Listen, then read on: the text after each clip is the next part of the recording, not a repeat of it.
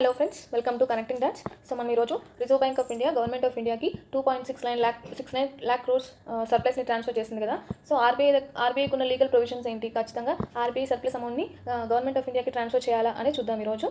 So RBI act 1934లో section 47 ఉందన్నమాట. ఈ section 47 ఏం చెప్తుందంటే ఖచ్చితంగా ఆర్బీఐ అనేది గవర్నమెంట్ ఆఫ్ ఇండియాకి ట్రాన్స్ఫర్ చేయాలి సర్ప్లస్ అమౌంట్, అది లీగల్ బైండింగ్ రిక్వైర్మెంట్ అనమాట అని చెప్తుంది. నెక్స్ట్, ఈ సర్ప్లస్ ట్రాన్స్ఫర్ ఎప్పటి నుంచి చేస్తున్నారు ఇండియాలో అంటే 2019 నుంచి ట్రాన్స్ఫర్ చేస్తున్నారు. 2018లో భీమల్ జలాన్ కమిటీని కాన్స్టిట్యూట్ చేసింది ఆర్బీఐ.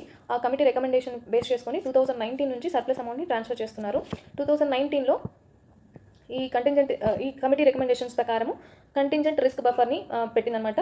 ఒక బఫర్ అమౌంట్ని 5.5% నుంచి 6.5% ఏదైతే అమౌంట్ ఉంటుందో ఆర్బీఐ దగ్గర సర్ప్లస్ అమౌంట్, దాంట్లో ఈ రేంజ్ అమౌంట్ పెట్టుకొని మిగతాది గవర్నమెంట్ ఆఫ్ ఇండియాకి ట్రాన్స్ఫర్ చేయాలి అని చెప్పిందనమాట.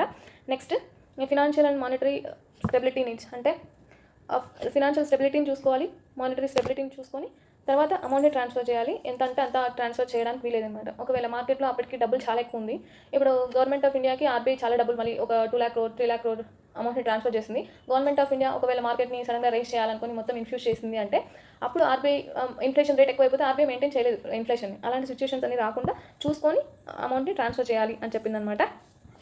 నెక్స్ట్, ఈ ఎకనామిక్ క్యాపిటల్ ఫ్రేమ్వర్క్ అంటే ఆర్బీఐ దగ్గర ఉన్న క్యాపిటల్ని ఎట్లా మెయింటైన్ చేయాలి అనేది అనమాట ఇది.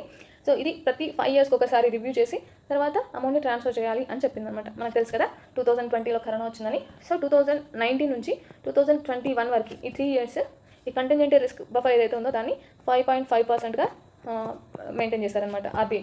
నెక్స్ట్ 2022లో దాన్ని 6%కి ఇంక్రీజ్ చేశారు. 2023లో దాన్ని 6.5%కి ఇంక్రీజ్ చేశారు కంటింజెంట్ రిస్క్ బఫర్. ఇప్పుడు 2019 నుంచి 2024-25కి 5 years అయింది కాబట్టి reserve bank of India board meeting ద్వారా ఈ కంటింజెంట్ రిస్క్ బఫర్ని 6.5% నుంచి 7.5%కి పెంచారన్నమాట.